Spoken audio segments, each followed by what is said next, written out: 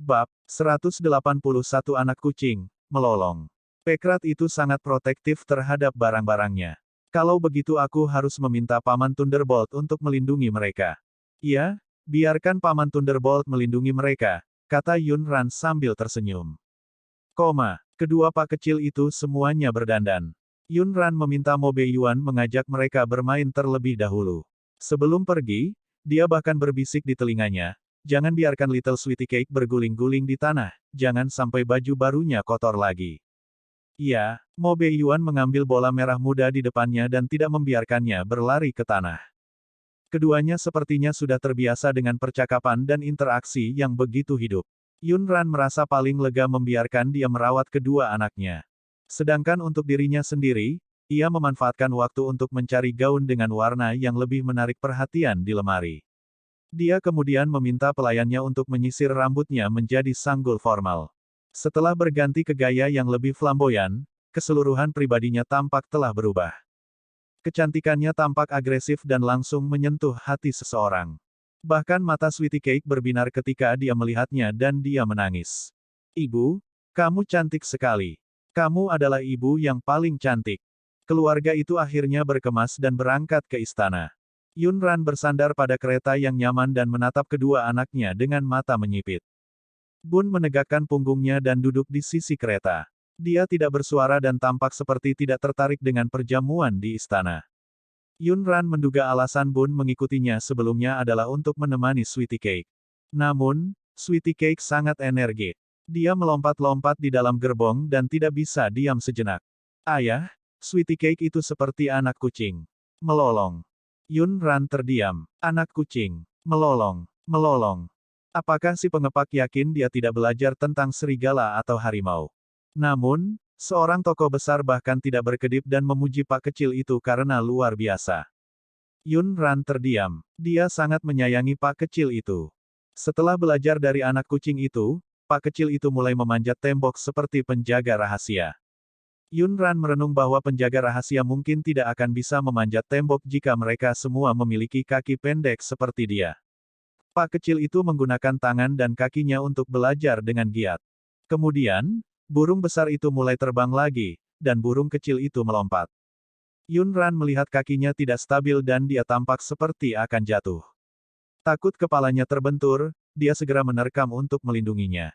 Tanpa diduga, Mo Beiyuan melakukan hal yang sama. Pada akhirnya, Yunran memeluk si paket kecil sementara Mo Beiyuan memeluk ibu dan putrinya dari belakang. Pekrat itu tetaplah gadis yang cerdas.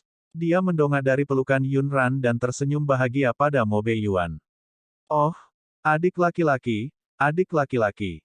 Yunran tercengang. Apa maksud pak kecil ini? Mungkinkah dia melihat sesuatu yang najis? Dikatakan bahwa energi yang dalam tubuh anak itu lemah dan mudah melihat hal-hal yang najis. Yunran dulunya seorang ateis, tapi dia dipindahkan ke sana-sini. Sekarang, dia percaya bahwa ada makhluk spiritual di dunia ini. Kue manis, adik kecil apa yang kamu bicarakan? Di mana adik laki-lakinya? Yunran berusaha sekuat tenaga untuk membuat suaranya terdengar normal. Dia bahkan lupa kalau dia masih bersandar di pelukan Mo Beiyuan. Dia melihat pak kecilnya menunjuk perutnya sambil tersenyum dan berkata, adik laki-laki ada di dalam perut ibu. Saat dia besar nanti, dia akan bermain dengan Sweetie Cake. Pikiran Yunran berpacu. Jadi, pak kecil ini mengira dia dan tidak melihat sesuatu yang najis. Tunggu. Bab 182 Perjamuan Istana yang Semarak. Mengapa pak kecil itu mengira dia punya adik laki-laki di dalam perutnya? Yunran merasa bahwa dia dan Mo Beiyuan biasanya hanya berpura-pura tidak mengenal satu sama lain. Bagaimana pak kecil itu bisa mempunyai ilusi seperti itu? Tidak ada adik laki-laki di perut seorang ibu. Mengesampingkan identitas pembawa acara, Yunran masihlah seorang gadis yang belum berpengalaman. Sekarang dia disalahartikan sebagai, wajahnya masih memerah. Pak kecil itu memiringkan kepalanya dan bertanya, mengapa tidak ada adik laki-laki? Paman Feng Chen berkata jika ayah memeluk ibu, kue manis akan memiliki adik laki-laki.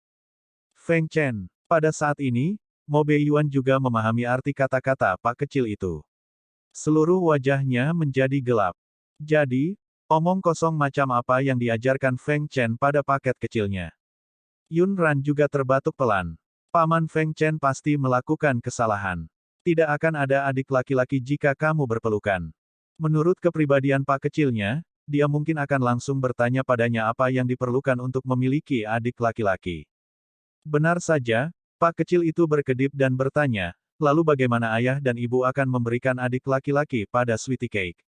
Kapan Sweetie Cake akan punya adik laki-laki?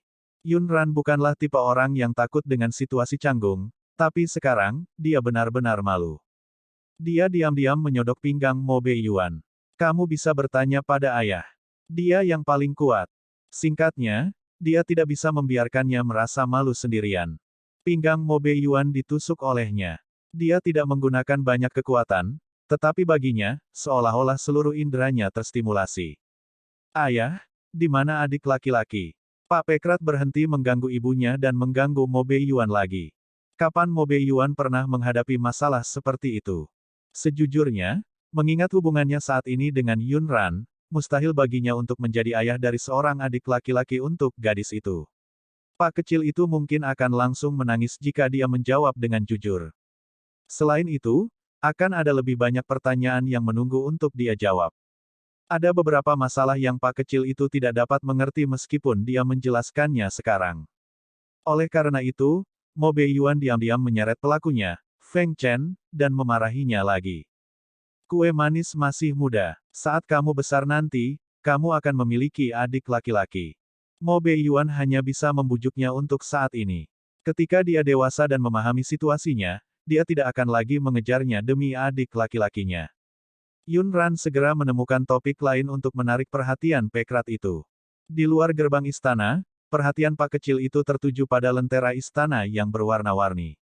Dalam pelukan ayahnya, dia mengepakkan lengan pendeknya dan terkikik. Mo Bei Yuan juga merasakan perjamuan istana begitu meriah. Di masa lalu, dia menghadiri begitu banyak jamuan makan istana, tetapi dia selalu merasa itu dingin dan membosankan. Mungkin karena kali ini, dia tidak lagi sendirian. Perasaannya terhadap perjamuan istana juga telah berubah. Keluarga mereka baru saja memasuki istana. Seseorang telah menyebarkan berita itu kepada Kaisar. Kaisar Benua Timur mencibir, tidak peduli seberapa kuat Mo Bei Yuan, dia harus tunduk padaku dan mendengarkanku. Saya memintanya untuk membawa kedua anak itu, dan dia tidak berani melanggar perintah saya. Sida-sida itu menimpali, yang mulia adalah naga sejati putra langit, Kaisar nomor 1 di 5 negara. Apa itu Mo Bei Yuan? Jika yang mulia adalah naga sejati putra surga, dia paling banyak hanyalah seekor ular kecil. Kaisar sedang dalam suasana hati yang baik setelah dijilat.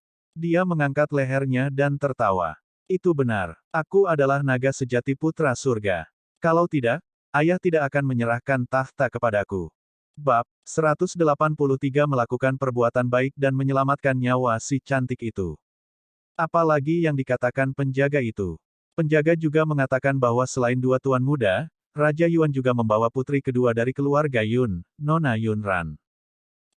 Kasim di samping Kaisar secara alami memahami dekrit suci. Selama bertahun-tahun, Kaisar menjadi semakin berkepala dingin. Dia juga menjadi semakin terobsesi dengan kecantikan. Kaisar menyukai kecantikan tiada taraf bernama Yun Ran dan selalu menginginkannya untuk dirinya sendiri. Jika itu orang lain, mereka mungkin sudah berada di harem Kaisar sekarang. Karena kecantikan itu adalah wanita Mo Bei Yuan maka Kaisar tidak berani melakukan apapun. Pada akhirnya, Kaisar masih takut dengan kekuatan Raja Hantu, Mo Bei Yuan. Setelah mendengar bahwa keindahan yang ia rindukan ada di sini, minat Kaisar terguncang. Oh, nona kedua keluarga Yun juga ada di sini. Sepertinya adik laki-lakiku sangat menyayangi wanita itu. Dia membawanya ke perjamuan istana ketika dia tidak memiliki status apapun. Katakan padaku, apa yang dia maksud dengan itu? Kepala Kasim secara alami menangkap kata-kata yang suka didengar Kaisar. Saya pikir mungkin nona kedua dari keluarga Yun takut akan nasib bintang tunggal Raja Yuan yang jahat, jadi dia tidak mau menjadi permaisuri Putri Yuan.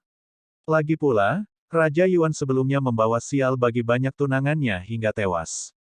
Wanita muda mana yang tidak takut dengan hal-hal ini? Kaisar berkata, apa yang kamu katakan masuk akal. Nasib saudaraku terlalu sulit. Jika kecantikan itu mengikutinya, aku khawatir dia tidak akan bisa hidup lama. Mengapa saya tidak melakukan perbuatan baik dan menyelamatkan nyawa wanita cantik itu? Si Kasim kembali sibuk menjilat. Yang mulia bijaksana dan baik hati. Nona Yunran pasti akan sangat tersentuh mengetahui niat yang mulia.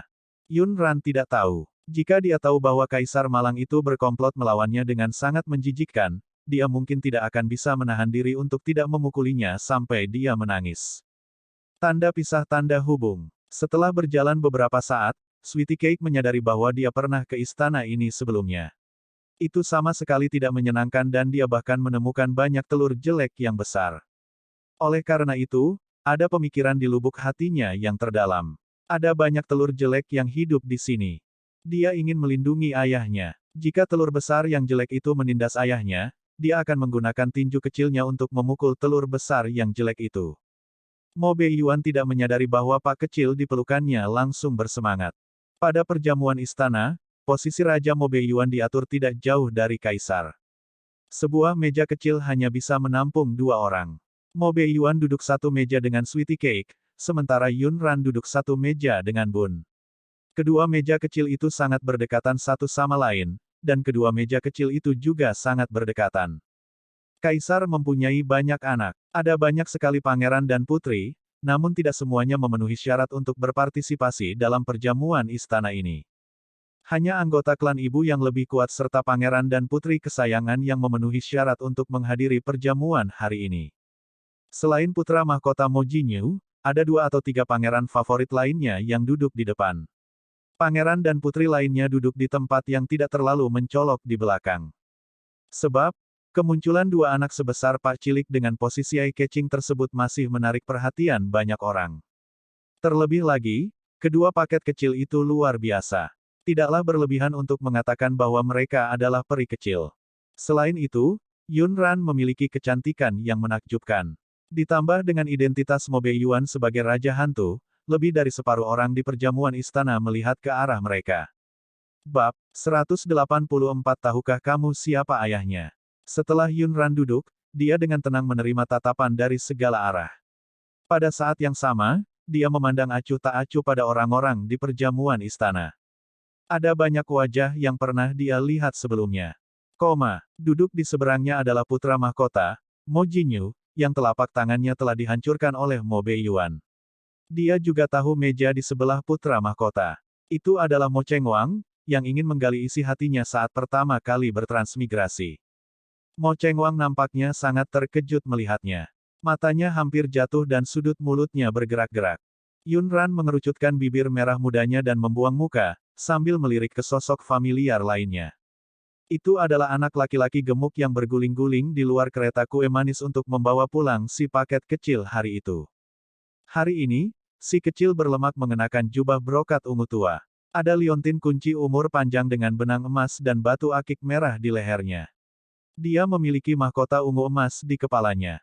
Di wajahnya yang gemuk, sepasang mata hitam menatap ke arah mereka. Dia melompat di tempat dengan penuh semangat dan ingin bergegas ke depan beberapa kali, tetapi dia dihentikan oleh pemuda di sampingnya. Kakak laki-laki, adik perempuan yang cantik. Ayo bawa dia pulang. Biarkan dia menjadi adik perempuanku. Shen Yu menyukai orang-orang tampan sejak dia masih muda. Hari itu di pasar kota kekaisaran, dia melihat seorang adik perempuan yang sangat tampan dan ingin membawanya pulang. Namun, penjaga di sampingnya menggagalkan rencananya, membuatnya sangat marah hingga melewatkan semangkuk nasi malam itu. Kali ini, dengan adanya kakak, dia pasti bisa menggendong adik perempuannya pulang. Adik perempuan apa? Cepat dan tutup mulut. Jangan panggil dia seperti itu. Kedua bersaudara itu terpaut hampir 20 tahun. Shen Yu adalah putra bungsu dari Putri Sulung Wuan, keponakan kandung Raja Wuan. Ia dilahirkan untuk menjadi seorang tiran kecil yang bisa melakukan apapun yang ia inginkan di kota kekaisaran Wuan. Dia bisa mendapatkan apapun yang dia inginkan. Sebagai kakak laki-lakinya, Shen Lang tentu saja menyayanginya. Tapi apakah bocah ini tahu siapa yang diprovokasi kali ini? Dia sebenarnya ingin merebut kembali Putri Mo Beiyuan dan bahkan ingin menyembunyikan wanita Mo Beiyuan di rumah emas. Bahkan jika dia memiliki beberapa kepala kecil, itu tidak cukup untuk dipelintir oleh Mo Beiyuan. Shen Lang mengangkat tangannya untuk menutup mulutnya, hampir menekan kepala Shen Yu di atas meja. Jangan menimbulkan masalah atau aku akan memukulmu. Si gemuk kecil mengecilkan lehernya karena sedih dan menggembungkan pipinya yang tembam. Saya akan memberitahu ibu bahwa kakak laki-laki ingin memukuli saya. Mengapa kamu tidak membawa pulang adik perempuan cantik itu untuk bermain denganku? Huff. Shen Lang sangat marah hingga dia ingin memukulinya sampai dia menangis. Kamu bocah, kamu ingin merebut putri mereka yang berharga. Beraninya kamu. Apakah Anda melihat pria di samping anak kecil itu? Itu ayahnya. Dia ayah kandungnya. Tahukah kamu siapa ayahnya? Shen Yu memeluk kedua lengannya yang gemuk dan berbalik, mendengus, siapa ayahnya? Shen Lang mencengkeram bagian belakang kerah bajunya, takut dia akan lari ke Mo Beiyuan dan mengatakan hal yang tidak masuk akal lagi. Ayahnya sangat berkuasa. Belum lagi Anda, bahkan Kaisar pun tidak mampu menyinggung perasaannya. Apakah kamu mengerti? Shen Lang tidak membuatnya takut. Meskipun Kaisar adalah seorang tiran terkenal di 5 negara, dia tidak berani memprovokasi Mo Beiyuan, Raja Hantu, dengan mudah. Shen Yu tidak mempercayainya. Dia mengangkat wajahnya yang gemuk. Mustahil. Kaisar adalah orang yang paling berkuasa. Saat aku kembali, aku akan meminta Kaisar mengizinkanku membawa pulang adik perempuan cantik itu. Shen Lang terkekeh. Namun, dia setuju bahwa anak-anak Mo Beiyuan terlalu tampan. Bab 185 Aku tidak percaya kamu. Mereka berdua adalah orang-orang kecil, jadi mengapa ada perbedaan yang begitu besar? Pak kecil mereka terlihat lembut dan patuh, tapi orang di sampingnya hanya tahu cara berguling-guling di tanah dan menimbulkan masalah di mana-mana. Mereka berdua memakai kunci emas besar. Mengapa anak mereka seperti seorang putri kecil yang lembut sedangkan saudara laki-lakinya seperti anak seorang tuan tanah? Shen Lang berpikir jika ibunya melahirkan adik perempuan yang lembut dan lembut untuknya saat itu, Shen Yu, iblis kecil ini, tidak akan ada hubungannya dengan dia. Ini benua timur, bukan Wuan. Jika ayah Pak kecil itu ingin memukulmu, percuma saja meskipun kamu menangis dan memanggil pamanmu. Shen Lang hanya melirik lagi ke arah Pak kecil berwarna merah muda dan gemuk itu sebelum dia menerima tatapan mematikan dari Mo Beiyuan. Shen Lang hanya bisa mengangguk sedikit dan menyembunyikan rasa malunya dengan senyuman. Tanpa diduga, saat dia sibuk berurusan dengan Kaisar Benua Timur, Shen Yu yang berada di sampingnya menjadi tidak jujur. Dia sebenarnya merangkak pergi secara diam-diam. Pada saat dia bereaksi, bocah itu sudah merangkak ke meja Mo Beiyuan. Dia masih memegang stik drum mengilap di tangannya dan bersikeras untuk menyorongkannya ke Pak kecil itu. Kak, aku akan mentraktirmu paha ayam. Shen Lang merasa jika dia tidak memukuli bocah nakal Shen Yu hari ini, tidak akan ada cara untuk membereskan kekacauan itu. Mo Beiyuan menatap dingin bocah di depannya dengan ekspresi gelap. Dia tidak akan memakan stik dramu. Cepat kembali. Jangan buat dia memukul anak itu. Little Sweetie Cake juga menggelengkan kepalanya dan berkata, Sweetie Cake tidak memakan stik drum ayam, tapi kue manis. Shen Yu hanya memiliki adik perempuan cantik di dalam hatinya dan tidak tahu bahwa seseorang ingin memukulinya. Dia menjawab dengan cepat, baiklah, saya akan membuatkanmu kue manis. Tunggu aku. Dengan itu, dia berlari kembali dengan gesit dan bergegas menuju meja kakaknya. Dia mengambil kue-kue di atas meja dan hendak pergi. Shen Lang mengulurkan tangannya dan meraihnya. Shen Yu, kamu mau kemana? Tetap di sana dengan patuh. Apakah menurutmu kata-kataku tadi hanya omong kosong? Dia bahkan berani mendekati Mo Beiyuan, dewa pembunuh itu. Untuk membawakan makanan untuk adikku. Adikku suka kue-kue manis. Shen Yu menjawab dengan serius. Shen Yu bahkan memutar tubuhnya, ingin melepaskan diri dari pengekangannya. Shen Lang menggerutu sambil berkata, aku tidak percaya padamu. Shen Lang menahan keinginan untuk memukulinya dan meminta penjaga untuk menyeret Shen Yu keluar. Biarkan dia merenungkan dirinya sendiri di luar. Bawa dia masuk ketika dia mengakui kesalahannya. Wajah Shen Lang gelap, dan ekspresinya tidak terlihat seperti sedang bercanda. Mereka mewakili kerajaan Wuan dalam perjalanan ini. Shen Yu biasanya bergaul sedikit, tapi jika dia menimbulkan masalah sekarang, itu bukan bencana biasa.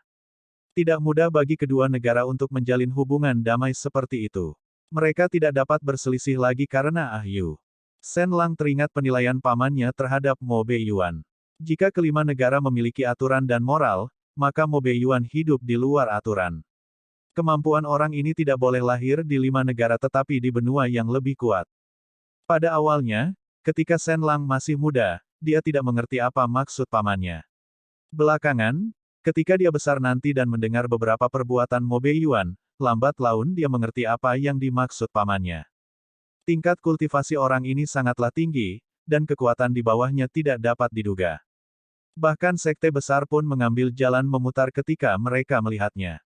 Hal yang paling menakutkan tentang orang ini adalah dia jelas memiliki kemampuan untuk duduk di singgasana benua timur, tapi dia tidak melakukannya.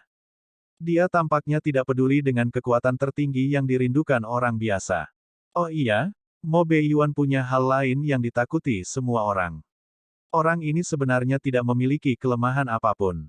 Bab 186 itu adalah, aku, bukan, raja ini. Orang normal kurang lebih akan peduli terhadap orang dan benda di dunia. Namun, Mo Beiyuan, Raja Hantu, tidak memiliki kelemahan dalam beberapa dekade terakhir. Beberapa tunangannya meninggal berturut-turut, tapi dia tidak bereaksi. Saat semua orang mengira Mo Beiyuan akan terus hidup sendiri selama sisa hidupnya, 2 garis keturunan dan seorang wanita benar-benar muncul. Salah satu alasan mengapa Shen Lang datang ke benua timur kali ini adalah untuk melihat secara pribadi apakah rumor baru-baru ini tentang Mo Beiyuan, dewa pembunuh, benar adanya. Pandangannya secara alami beralih ke Yun Ran, putri kedua Perdana Menteri. Wanita yang tiba-tiba muncul di samping Mo Beiyuan bahkan diam-diam melahirkan 2 anak untuknya dan mematahkan kutukan kehidupan Mo Beiyuan yang membawa sial. Shen Lang ingat ketika dia pertama kali menerima informasi tentang wanita ini, dia berpikir bahwa deskripsinya terlalu berlebihan. Keindahan tiada taraf, keindahan nomor 1 di 5 negara. Gelar-gelar ini bukanlah sesuatu yang layak dimiliki oleh sembarang orang. Bagaimanapun, kecantikan memiliki daya tariknya sendiri. Ada yang seperti bunga teratai yang anggun, ada yang seperti bunga peoni yang indah, dan ada pula yang seperti bunga plum yang anggun. Tapi sekarang, saat dia melihat wanita ini, dia merasa terlalu ceroboh. Wanita ini memang pantas disebut sebagai wanita cantik nomor 1 di 5 negara. Tampaknya Mo Beiyuan sama seperti pria lainnya. Seorang pahlawan tidak bisa menolak keindahan. Yun Ran tidak tahu bahwa pihak lain telah menilainya dan bahkan mendefinisikannya sebagai seorang femme fatale. Saat ini, dia sedang menatap sweetie cake. Pak kecil itu mengambil kue yang dilumuri madu dengan masing-masing tangannya dan makan dengan gembira. Sebagai ayahnya, Mo Beiyuan selalu menyayanginya dan membawakan seluruh piring untuk si kecil. Demi kesehatan gigi pak kecilnya, Yun Ran tidak punya pilihan selain mengingatkan seseorang, batuk, batuk, batuk. Mo Beiyuan, awasi dia dan jangan biarkan dia makan terlalu banyak makanan manis. Isian kuenya adalah pasta kacang merah. Bahkan dibungkus dengan madu dan ditaburi lapisan gula. Karena meja mereka dipisahkan oleh jarak, Yun Ran sedikit meninggikan suaranya sehingga dia bisa mendengarnya dengan jelas. Bahkan orang-orang di sekitar mereka dapat mendengarnya dengan jelas. Oleh karena itu, sepasang mata memandang ke atas. Beberapa orang masih mengejek Yun Ran di dalam hati karena ceroboh. Dia sebenarnya berani memanggil Raja Yuan dengan namanya dan berbicara kepadanya dengan nada seperti itu. Dengan temperamen dan karakter Raja Yuan di masa lalu, dia pasti akan memarahi wanita ini karena tidak mengetahui aturan dan bersikap kasar. Namun, pria yang seperti dewa kematian menjawab dengan suara rendah, "Oke, saya mengerti." Jika seseorang lebih berhati-hati, dia akan tahu bahwa Mo Beiyuan baru saja mengatakan, "Aku," dan bukan, "raja ini." Dengan kata lain, dia menganggap Yun Ran setara.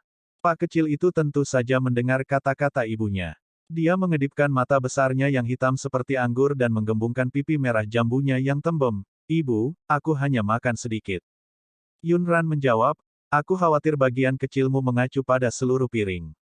Mo Beiyuan tahu bahwa Yun Ran melakukan ini demi kebaikan Pak kecil itu sendiri. Dia juga menyadari bahwa Pak kecil itu sangat menyukai makanan manis. Dia segera meminta seseorang untuk mengeluarkan kue-kue di mejanya. Melihat Pak kecil itu menatap piring kue yang perlahan menghilang, Mo Beiyuan mengusap kepala kecilnya dan membujuknya dengan suara rendah, "Jika kamu menyukainya, kamu bisa memakannya di masa depan. Anda akan berhenti di sini hari ini, oke?" Iya, Pak kecil itu sangat mudah dibujuk. Dia bahkan menyerahkan salah satu dari 2 kue di tangannya kepada ayahnya. Bab 187. Aku belum pernah melihat penyakit yang kurang serius seumur hidupku. Para penonton tertawa kecil di dalam hati mereka. Dengan kepribadian Mo Beiyuan, bagaimana dia bisa memakan kue yang telah diubah bentuknya oleh tangan Pak kecil itu? Namun tamparan di wajahnya datang terlalu cepat. Semua orang melihat Raja Hantu, yang sebelumnya tidak mengizinkan siapapun mendekat dalam 3 langkah, menundukkan kepalanya dan menggigit kue yang diberikan oleh anak itu kepadanya. Dia tidak terlihat jijik sama sekali. Melihat bola kecil di pelukannya, semua orang menghela nafas lagi. Bagaimana Raja Hantu bisa menjadi ayah dari bola kecil yang begitu lembut dan patuh? Ini melanggar hukum surga. Melihat Pak kecilnya akhirnya berhenti makan kue, Yunran bersandar dan memanggil Mo Beiyuan, beri dia makan sayuran. Jangan beri dia terlalu banyak daging. Beri dia sedikit makan ikan. Tidak mudah mencerna terlalu banyak daging di malam hari. Tidak ada bubur atau makanan pokok di perjamuan istana. Yang ada hanya anggur dan hidangan. Ini berbeda dari pola makan Pak kecil yang biasa. Yunran hanya bisa meminta Mo Beiyuan untuk memilih makanan yang bisa dimakan oleh Pak kecil itu dan memberikannya padanya. Tanpa diduga, ketika Mo Beiyuan menundukkan kepalanya dan menggunakan sumpitnya untuk mengambil tulang ikan untuk Pak kecil itu bermain sendirian. Penasaran dengan rasa anggur di gelas bercahaya, dia mengulurkan tangan, mengambilnya, dan menyesapnya. Dia tersedak anggur pedas dan menangis. Ah! Lidah Sweetie Cake terjatuh. Ketika Mo Beiyuan melihat bahwa dia telah melemparkan gelas anggur ke atas meja, dia menyadari bahwa Pak kecil itu telah meminum anggur kental ketika dia tidak memperhatikan. Itu sebabnya dia tiba-tiba mulai menangis. Ekspresinya berubah drastis. Dia berdiri dengan Pak kecil di pelukannya dan hendak bergegas keluar. Ada apa dengan kue manis? Yunran mendengar teriakan Pak kecil itu dan melihat Mo Beiyuan tiba-tiba berdiri sambil menggendong Pak kecil itu dan bergegas keluar.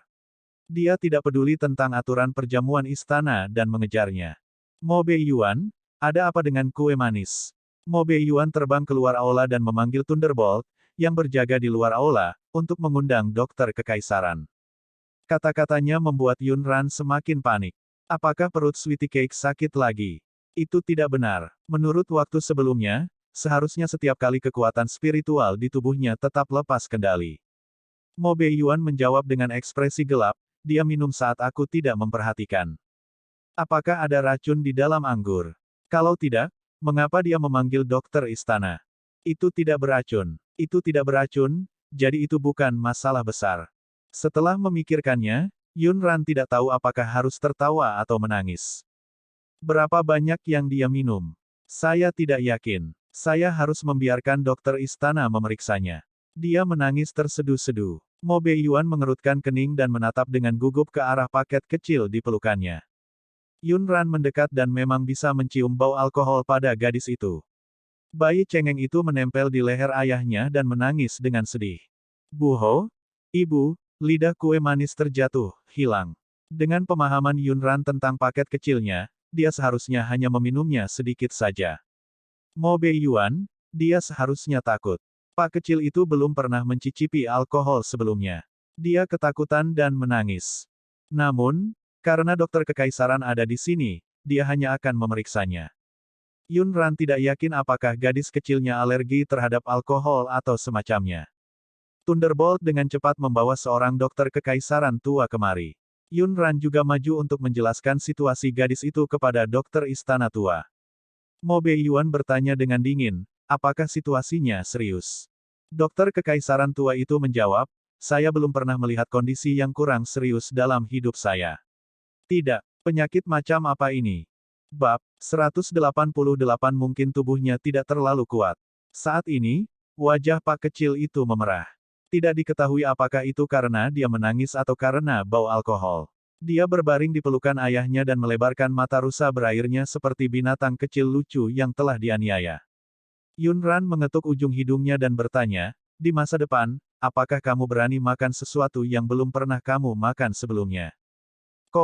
Meskipun Pak kecil itu terlihat sedikit menyedihkan sekarang, ada baiknya untuk memberinya pelajaran. Tidak akan, Sweetie Cake tidak akan melakukannya. Pak kecil itu menggelengkan kepalanya seperti genderang. Yang jelas, hal itu meninggalkan kesan mendalam. Dokter kekaisaran lama tidak memiliki metode yang efektif. Dia hanya bisa meminta Yunran dan yang lainnya untuk memberi makan sup kecil itu lebih banyak dan makan lebih banyak untuk menghilangkan rasa pedas alkohol di mulutnya. Mereka harus terus mengamati dan melihat apakah pak kecil itu akan merasa tidak nyaman di masa depan. Yunran mengeluarkan buah liar yang paling disukai pak kecil itu dan membiarkannya memeluk dan menggigitnya. Buah liarnya manis. Segera, pak kecil itu berseri-seri dengan gembira. Saat dia menggigitnya dengan gigi kecilnya, dia menggoyangkan betisnya dengan sembarangan. Seolah-olah dia sudah melupakan apa yang terjadi sebelumnya. Melihat pak itu baik-baik saja, Yunran dan Mo Beiyuan merasa lega. Mo Beiyuan baru saja mengabaikan aturan istana dan bergegas keluar aula dengan sweetie cake di pelukannya. Yunran tidak mengucapkan sepatah kata pun dan mengikutinya keluar. Perbuatan kedua orang ini membuat ekspresi Kaisar berubah jelek. Dia hampir tidak bisa menahan amarah yang berkobar di dalam hatinya, dan cangkir di tangannya hancur. Namun, Kaisar juga memahami bahwa mustahil baginya untuk benar-benar menyerang Mo Beiyuan. Dia hanya bisa memikirkan cara lain untuk mendapatkan kembali martabat sebagai penguasa suatu negara. Saya mendengar bahwa adik laki-laki saya mengirim keponakan saya ke akademi. Saya pikir mereka pasti telah belajar banyak. Mengapa kita tidak membiarkan mereka berinteraksi dan bersaing dengan pangeran dan putri saya serta berkomunikasi? Yunran baru saja duduk ketika dia mendengar kata-kata tak tahu malu dari Kaisar Malang itu. Berapa umur Bun dan Sweetie Cake? Mereka adalah anak-anak yang berusia kurang dari 3,5 tahun. Mereka berdua baru bersekolah beberapa hari. Kaisar Malang ini mungkin ingin Bun dan Sweetie Cake bersaing dengan pangeran dan putri dengan sengaja untuk menamparkan wajah Mo Beiyuan. Kaisar yang malang itu mungkin tidak bertanya dengan jelas. Dia hanya tahu kalau kedua pak kecil itu sudah bersekolah di akademi selama 2 hari, tapi dia tidak tahu kalau Bun dan Sweetie Cake-nya sama sekali bukan anak-anak biasa. Kedua anak itu sangat kuat, tetapi Yunran tidak akan dengan egois membuat keputusan seperti itu untuk mereka. Itu bukanlah alat untuk dia dan Mo Beiyuan untuk pamer. Mo Beiyuan memiliki pemikiran yang sama dengan Yunran. Dia tidak ingin Bun dan Sweetie Cake bersaing dengan para pangeran dan putri kecil yang licik di istana. Dia langsung menolak Kaisar. Mereka masih muda. Mereka baru berada di akademi selama 2 hari. Tidak ada yang perlu disaingi. Kaisar bangga dengan para pangeran dan putri-putrinya. Para wanita di haremnya telah melahirkan lebih dari 40 pangeran dan putri untuknya. Dapat dilihat betapa kuatnya dia, Mo Donglin, sebagai seorang laki-laki. Namun, Mo Beiyuan hanya memiliki 2 garis keturunan setelah bertahun-tahun. Mungkin tubuhnya tidak terlalu kuat. Dengan pemikiran ini, Kaisar langsung merasa nyaman. Ia juga yakin bahwa kedua garis keturunan Mo Beiyuan terlalu biasa-biasa saja, sehingga Mo Beiyuan tidak berani setuju untuk bersaing dengan garis keturunannya. Saudaraku, kamu salah. Pangeran ketiga Belasku bisa membaca hampir 1000 kata tanpa pencerahan.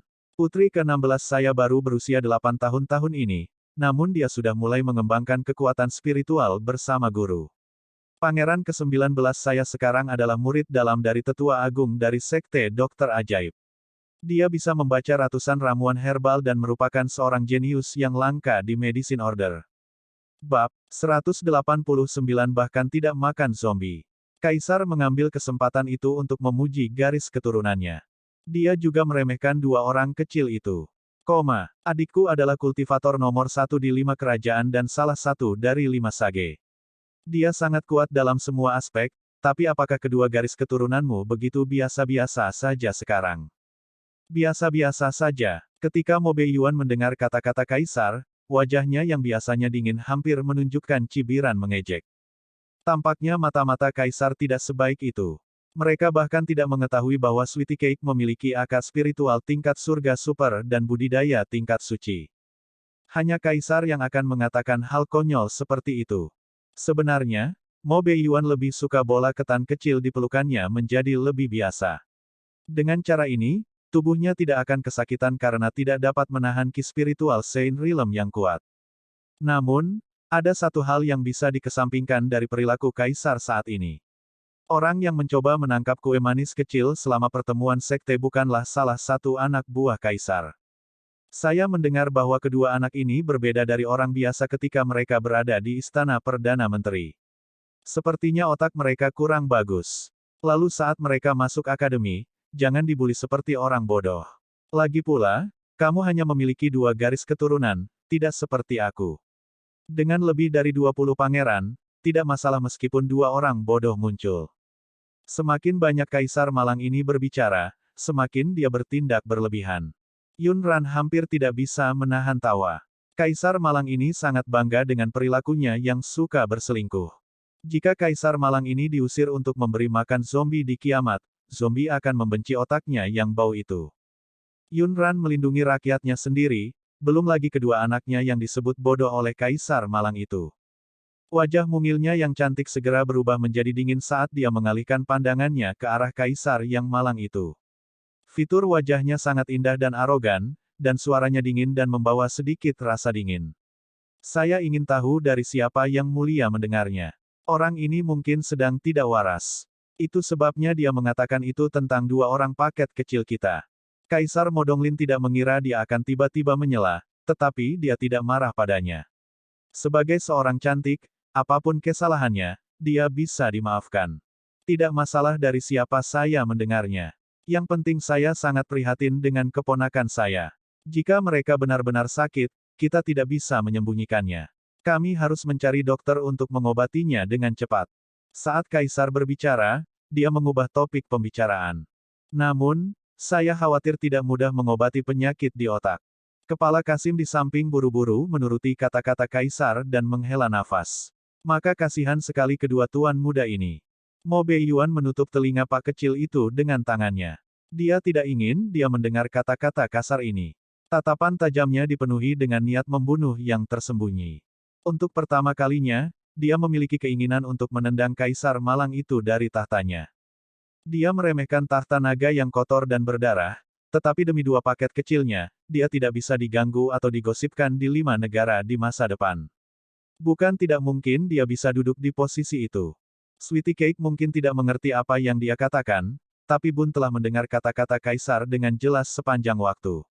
Dia juga bisa merasakan kebencian Kaisar. Sebelum Mo Beiyuan dapat mengirim kue manis ke Yunran dan mengadakan perjamuan istana, dia berbicara terlebih dahulu. Jika saya bisa membuktikan bahwa saya lebih baik dari putra dan putri Anda, apakah itu berarti mereka bodoh? Yunran selalu tahu bahwa pemikiran logis Bun sangat kuat. Pada saat ini, Kaisar yang malang itu mungkin tidak menyangka akan dikalahkan oleh bayi berusia 3 tahun. Bab 190 tidak yakin. Keponakanku sepertinya tidak yakin. Kaisar awalnya berencana memanfaatkan kesempatan langka ini untuk menginjak-injak wajah Mo Beiyuan. Di luar dugaan, bayi kecil seperti Bun tidak takut sama sekali saat ini. Sebaliknya, dia berbicara, membuat Kaisar merasa sedikit malu. Benar, saya tidak yakin. Jadi, jika anak-anakmu kalah dariku, apakah mereka bodoh? Bun berdiri tegak dan menatap Kaisar. Apa artinya mencari wol dan pulang ke rumah tanpa dicukur? Ketika Kaisar menyebut kedua pak kecil itu idiot sebelumnya, dia sama sombongnya dengan dia sekarang. Semula Bun akan dihukum karena mengatakan pangeran dan putri itu bodoh. Namun, kebetulan Kaisarlah yang memulainya. Di seberangnya ada seorang anak berusia 3,5 tahun. Bahkan jika dia berbicara kasar dan tidak mematuhi aturan apapun di depan Kaisar, itu tetap merupakan kata-kata anak-anak. Jika Kaisar berdebat dengannya sekarang, dia akan mempermalukan dirinya sendiri. Dia hanya bisa memalsukan senyuman. Sepertinya keponakanku berencana bersaing dengan pangeranku. Baiklah, aku akan mengabulkan permintaanmu. Seorang anak berusia 3,5 tahun benar-benar belum mengetahui betapa besarnya langit dan bumi. Dia baru berada di akademi selama beberapa hari dan mungkin tidak tahu banyak. Namun dia berani berbicara dengan arogan dan memprovokasi para pangeran dan putri yang sangat berbakat. Kemudian Kaisar akan membiarkan para menteri ini melihat betapa biasa-biasa saja garis keturunan Mo Beiyuan. Sudah waktunya untuk mencermati faksi yang diam-diam ingin mendukung Mo Beiyuan. Di antara garis keturunan bangsawan di benua timur, hanya dia, Mo Donglin, yang merupakan keturunan naga sejati. Kakak ingin bermain game, begitu pula Sweetie Cake. Ayah, Sweetie Cake juga ingin bermain. Mo Beiyuan menutup telinga pak kecil itu, tidak ingin dia mendengar kata-kata buruk ini. Namun, dia telah mengabaikan fakta bahwa pak kecil itu adalah pak kecil dengan pengembangan kekuatan spiritual dan bukan pak kecil biasa. Oleh karena itu, Mo Beiyuan menutup telinganya dengan sia-sia. Melihat dia begitu konyol dan menganggap kompetisi sebagai permainan, Kaisar segera menyimpulkan dalam hatinya bahwa gadis kecil ini adalah sampah. Dia hanyalah sampah yang cantik. Di masa depan, dia tidak akan sepenuhnya tidak berguna. Tidak buruk mengirimnya ke dalam aliansi pernikahan dengan negara lain. Sejak Bun berbicara, Yunran tentu saja menghormati keputusan anak itu sendiri. Adapun Sweetie Cake, jika dia ingin bermain, dia akan membiarkannya bermain. Dengan dia dan Mo Beiyuan mengawasi, kedua paket kecil itu tidak akan menderita kerugian apapun. Shen Lang awalnya mengira dia ada di sini untuk menghadiri perjamuan istana biasa di benua timur. Ia tidak menyangka akan ada sesuatu yang menarik untuk disaksikan. Dari kelihatannya, Kaisar benua timur benar-benar hebat. Dia sendiri tidak berani menyentuh Mo Beiyuan dan mengincar dua bayi berusia 3 tahun itu. Kulitnya terlalu tebal. Namun, Kaisar malang ini memiliki banyak anak. Ini mengingatkan Shen Lang pada haremnya yang tidak memiliki seorang wanita pun. Dia benar-benar seorang biarawan. Shen Lang menopang lengannya dan dengan santai meminum segelas anggur. Senyum tipis muncul di bibirnya. Jika kedua anak ini benar-benar keturunan Mo Beiyuan, bagaimana mereka bisa menjadi biasa-biasa saja dan tidak berguna? Kaisar benua timur menjadi semakin kacau. Shen Lang merasa perjalanannya ke perjamuan istana hari ini tidak sia-sia. Para pangeran dan putri kecil yang hadir pun tak mau kalah. Ini adalah kesempatan bagus untuk pamer di depan ayah mereka.